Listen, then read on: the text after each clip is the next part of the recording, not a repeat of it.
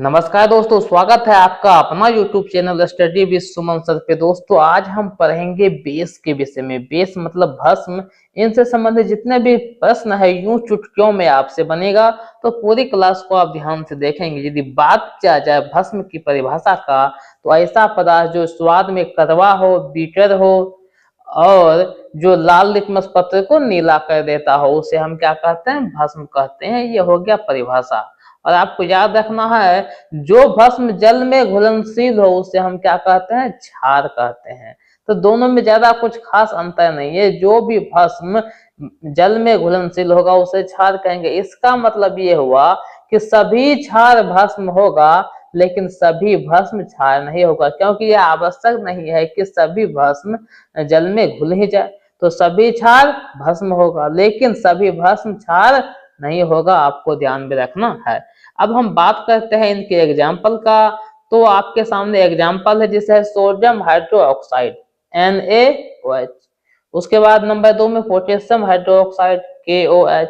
Number तीन में है आपका कैल्शियम हाइड्रोक्साइड CaOH का होल 2। नंबर 4 में है मैग्नीशियम हाइड्रोक्साइड। नंबर 5 में अमोनिया। देखो दोस्तों, अमोनिया भी यहाँ आपका एक क्या है? भस्म है। बेकिंग सोडा भी आपका एक क्या है? भस्म प्रकृति का होता है। NaHCO3। वाशिंग सोडा Na2CO3, यह होता है आपका वाशिंग सोडा। मतलब यहाँ पे दोस्तों जल को छोड़ दिया है।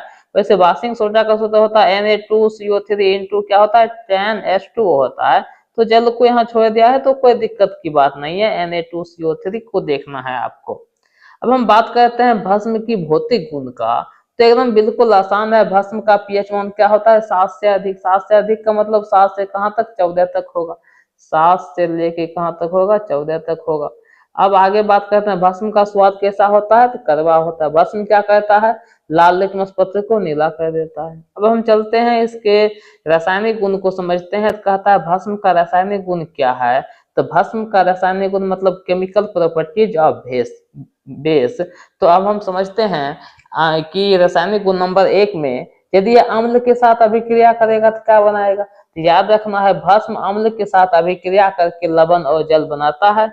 यहाँ पे एक एग्जांपल, एक भस्म है NaOH, यह अभिक्रिया के HCl हाइड्रोक्लोरिक अम्ल से। यहाँ पे यह लवण बनाया NaCl और यह जल बनाया H2O। अब समझते हैं अभिक्रिया हुआ क्यों। देखो दोस्तों, ये NaCl के साथ मिल गया तो बन गया NaCl, और H और HO मिलके क्या बना दिया? H2O बना दिया। तो यह जो है NaCl आपका लवण है और H2O क्या है? आपका एक जल है। अब दूसरा समझते हैं कि हाइड्रोक्साइड का उत्पादन कैसे करेगा। तो भस्म जल में घोल के क्या देता है? OH- आयन, मतलब हाइड्रोक्साइड आयन उत्पन्न करता है। और जो उत्पन्न करे इसी प्रकार के भस्म को हम लोग क्या कहते हैं? क्षार कहते हैं, जो जल में घोल जाए। जैसे कि यहाँ देखते हैं NaOH है, इसको हमने किस में दे दिया? जल में दे दिया। यहाँ पे दिखाया नहीं है, लेकिन आपको समझना है किस में दे दिया? जल में दे दिया। तो यहाँ Na+ क्या बना? यहाँ पे Na+ बन गया। प्लस में क्या बन गया? OH-, मतलब OH मतलब भस्म जल में घोल के कौन सा आयन देगा? OH- आयन देगा। अब है इसका छोटा सा एग्जांपल एक और है, धातुओं के साथ अभिक्रिया। वैसे सब धातु के साथ यह अभिक्रिया नहीं करता है, कुछ के साथ करता है, जिसका एक प्रमुख एग्जाम्पल है कि जिंक के साथ NaOH अभिक्रिया करता है, बनता है यहाँ पे Na2ZnO2+ हाइड्रोजन गैस। तो मुख्य रूप से आपको याद रखना है कि बेस मतलब भस्म धातुओं के साथ अभिक्रिया करके हाइड्रोजन गैस मुक्त करता है। ये जो दोस्तों सूत्र है Na2ZnO2, इसे हम लोग कहते हैं सोडियम जिंकेट। क्या कहते हैं इसको? सोडियम जिंकेट कहते हैं। तो आपको क्या करना है? याद रखना है, ये आपका हो गया सोडियम जिंकेट। चलिए, तो आगे हम समझते हैं कि जिससे कि आर्हेनियस के द्वारा अम्ल की परिभाषा को जाने थे, उसी प्रकार से हम जानेंगे आर्हेनियस के द्वारा भस्म की परिभाषा। आर्हेनियस कहता है भस्म वह पदार्थ है जो जल में घोलकर हाइड्रोक्साइड आयन, मतलब OH आयन क्या कहता है? प्रदान करता है, उसे हम क्या कहते हैं? भस्म कहते हैं।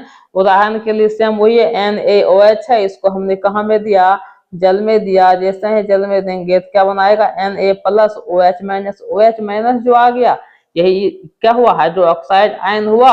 और आर्हेनियस यही कहता है। चलिए आगे हम बात करते हैं भस्म को उसकी शक्ति के आधार पे, उसके पावर के आधार पे दो भागों में बांटा गया है। एक होता है प्रबल भस्म और दूसरा होता है दुर्बल भस्म। प्रबल भस्म मतलब स्ट्रॉन्ग बेस, जानते हैं इसका परिभाषा, ऐसा बेस, ऐसा भस्म जो जल में घुलकर पूरी तरह से आयनित होकर हाइड्रो ऑक्साइड आयन प्रदान करता है, तो उसे हम क्या कहते हैं, प्रबल भस्म कहते हैं। इसका कुछ एग्जाम्पल आपको याद रखना है, sodium hydroxide, potassium hydroxide, calcium hydroxide. इसके आगे और है आपका मैग्नीशियम हाइड्रोक्साइड भी, इसका क्या होगा, प्रबल भस्म हो जाएगा। बेरियम हाइड्रोक्साइड भी हो जाएगा। तो मतलब ये सब आपका एग्जाम्पल है, मुख्य रूप से आपको इन चारों को याद रखना है।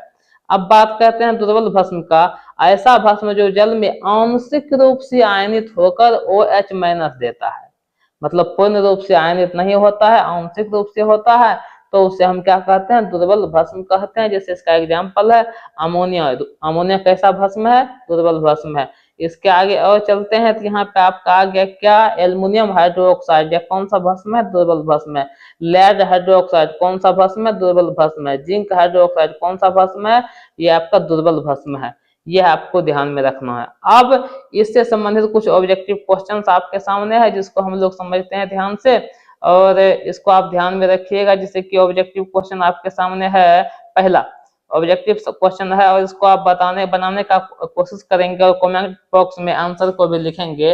पहला क्वेश्चन है, भस्म के गुण है, सही है, कौन सा सही इसमें है, ऑप्शन 4 आपके पास दिया हुआ है। पहला की हम बात करते हैं, कहता है एक पदार्थ जो अम्लों के साथ अभिक्रिया करके लवण और जल का उत्पादन करता है, बिल्कुल सही बात है कि यह भस्म अम्ल से अभिक्रिया कर लवण और जल बनाता है। ये तो अभी रासायनिक गुण में पढ़े, इसका मतलब ये वाला गुण क्या है, सही है। अब देख लेते हैं दूसरा सही है कि नहीं। एक पदार्थ जो अम्ल के साथ अभिक्रिया करके करके गैस का उत्पादन करता है, ऐसा बात नहीं, केवल गैस नहीं है, लवण भी है, जल है, गैस तो उत्पादन करता नहीं है, तो ये आपका नहीं होगा। एक पदार्थ जो अम्लों के साथ अभिक्रिया करके धातु नहीं, धातु का उत्पादन तो नहीं करता है। और अंतिम वाला आपका बचा कि एक पदार्थ जो अम्लों के साथ अभिक्रिया करके कार्बन डाइऑक्साइड उत्पन्न करता है, बिल्कुल भी नहीं, तो ये नहीं होगा। तो आपका आंसर क्या हो जाएगा, ऑप्शन नंबर 1 हो जाएगा।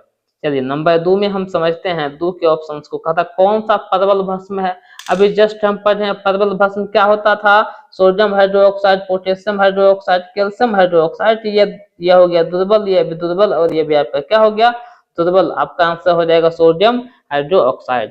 कहता है भस्म का पीएच मान कितना है, अभी हम पढ़े 7 से अधिक होता है, लेकिन 7 से 14 के बीच, अधिक मतलब इसमें 50-60 हो जाएगा, 7 से 14 के बीच होता है। तो आंसर हो गया ऑप्शन नंबर क्या, बी।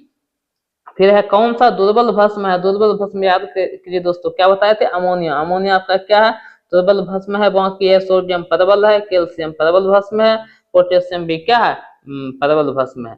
आगे समझते हैं, भस्म और अम्ल की अभिक्रिया से क्या उत्पादित होता है। भस्म और अम्ल की अभिक्रिया से लवण और जल उत्पादित होता है, ऑप्शन नंबर 1। बाकी कुछ आपको देखने की आवश्यकता नहीं है। तो इसी के साथ हाँ दोस्तों, एक बात आपको और याद रखना है कि यदि धातु है तो धातु का ऑक्साइड कैसा होता है, धातु का ऑक्साइड आपका होता है भस्म, याद रखना। धातु का ऑक्साइड कैसा होगा, भस्मीय होता है। और अधातु का ऑक्साइड कैसा होता है, अम्लीय होता है। आपको एकदम ध्यान में रखना है, यदि कोई पूछ दे बताओ धातु का ऑक्साइड क्या होता है, भस्मीय होता है, और अधातु का ऑक्साइड कैसा होता है, तो अम्लीय होता है। एकदम इस बात को ध्यान में आप रखेंगे। तो आपको कमेंट बॉक्स में लिखना है और बताना है कि आज का क्लास कैसा लगा। धन्यवाद। जय